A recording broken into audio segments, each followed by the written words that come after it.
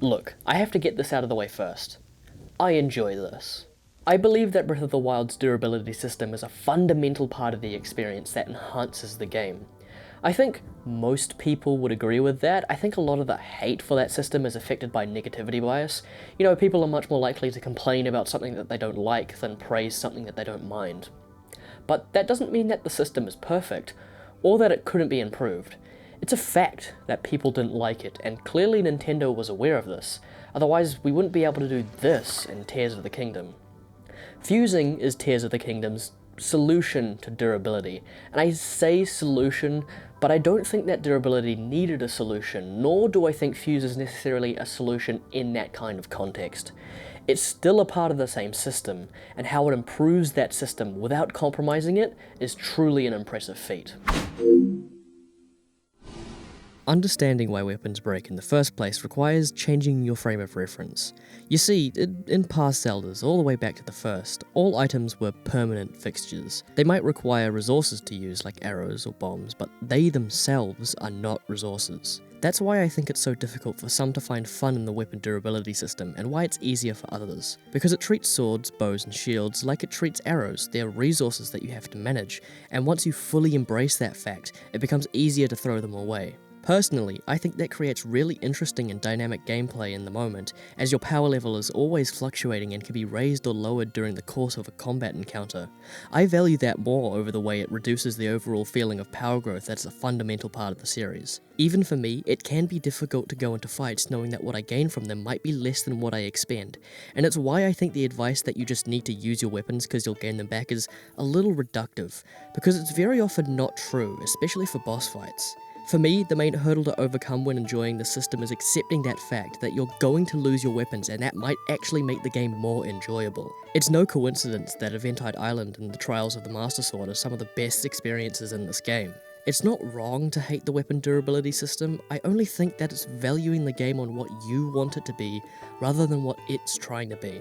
If you find it annoying, that's perfectly valid, but I also think that it might be worth attempting to interact with the system as it is, rather than how you want it to be. Look, I'm someone who enjoyed this, so maybe that advice isn't useful. I can't have the experience of learning to like it because I already did, so maybe that isn't enough. So the reason I bring it up then is for two reasons.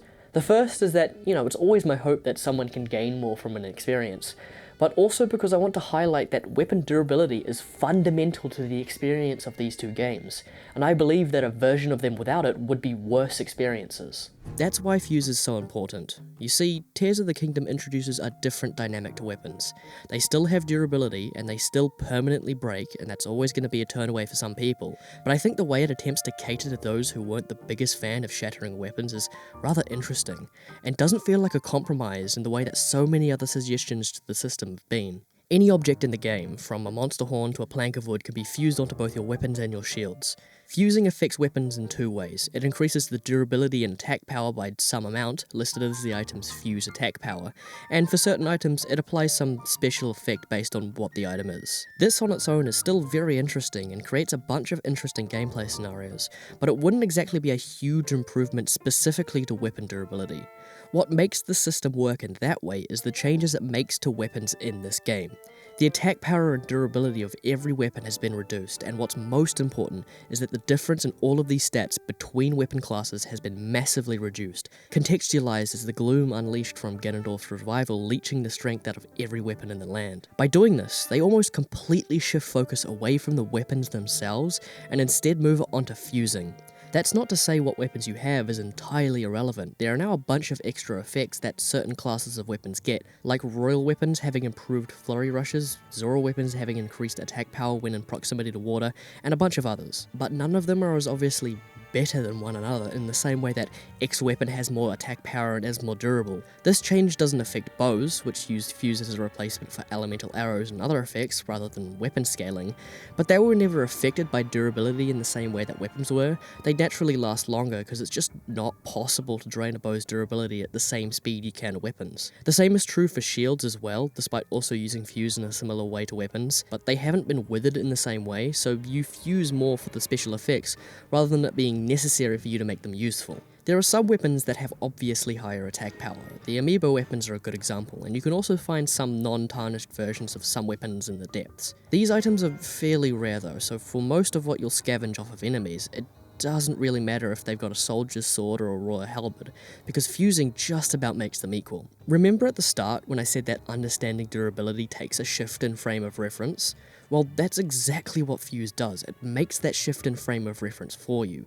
What makes a weapon good is a resource, so it's much easier for you to treat your weapons as such. But by doing so, it also doesn't make your actual supply of weapons any less restricted. It doesn't take away the fun of a fluctuating dynamic stash of weapons, because no matter how many silver Lynel you have, you still need things to fuse them onto. It would be disingenuous to say that there is no difference in the weapon classes, because that isn't true. Higher tier weapons still have better stats than lower tier ones, but that difference is so much less drastic than it was in Breath of the Wild, and mitigated by how lower tier classes, especially regional ones, have just as useful secondary effects as the higher tier stuff. I think what's most telling is that even for someone like myself, someone who enjoys durability, found it easier to engage with the system in the best possible way in Tears of the Kingdom. Because despite the praise I've given it, there are still some issues I had in engaging with durability in Breath of the Wild that this system fixes. Look, I'll be the first to admit, I'm a collector, which is the word hoarders use when they don't want to admit that they're hoarders. Send help. And so finding enjoyment in throwing away stuff does take actual effort. I often find myself slipping into the mindset of, I'll just save this one for when I need it, not realizing that the time I'll need it will never come. Elemental weapons in particular were where this was most obvious. They were both powerful and rare enough that they activated that part of my brain, the part that would hoard them forever. Not so with Fuse, where any weapon can be an elemental weapon if you have the resources to make one. Again, it's a shift in frame of reference. No longer are they a thing you found, but instead a thing you made. You can make something again, but God knows if you could find one again. This is all cool, but what I love most about Fuse is that, well, yes, it creates all these solutions to this problem.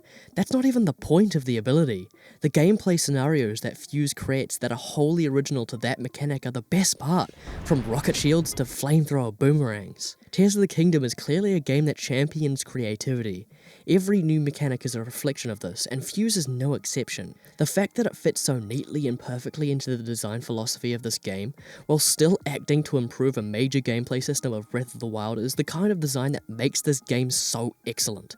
It's the best possible kind of iterative design, using what came before and not replacing it with something new, but improving it with something that makes it feel new, but still retains the core design philosophy of what made it great before.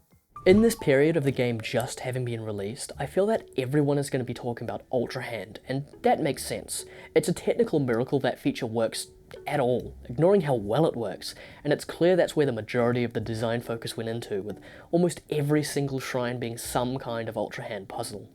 But for me, while Ultra Hand is certainly very interesting, and I love seeing all the dumb shit that people have made, I think it's telling that my favourite shrines were the Proving Grounds, which much more heavily feature the use of Fuse than any of the other shrines.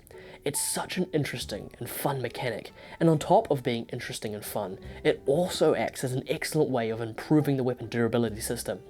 Not with compromise, but by instead forcing you to interact with that system in the way that creates the best possible experience.